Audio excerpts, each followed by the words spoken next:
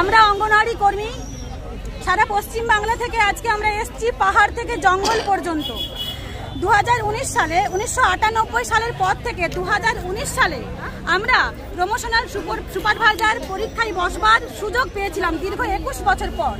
কিন্তু আমরা দেখলাম নোটিফিকেশনে আমাদের জন্য 12.5% বরাদ্দ এবং আমাদের জন্য 50% বরাদ্দ ভ্যাকেন্সি অন্য কাউকে বিলিয়ে দেওয়া হচ্ছে। আমরা আদালতের দ্বারস্থ হয়েছিলাম।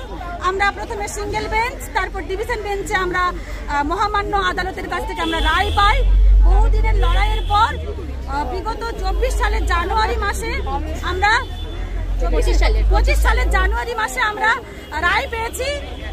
1713 ভ্যাকেন্সি আমাদের জন্য বরাদ্দ। আমরা এখানে যারা এসেছি প্রত্যেকেই পিএসসি দ্বারা আয়োজিত পরীক্ষায় আমরা উত্তীর্ণ হয়েছি, আমরা ইন্টারভিউ দিয়েছি। আমরা 1152 জন পাস করেছি, যোগ্যতার প্রমাণ দিয়েছে। আমরা এই কাজটা পরিষেবা মানুষকে দিয়েও দিনের পর দিন পরিষেবা দিয়েও আমরা পড়তে বসে একটা জটিল পরীক্ষায় উত্তীর্ণ হয়ে আমরা পাস করেছি।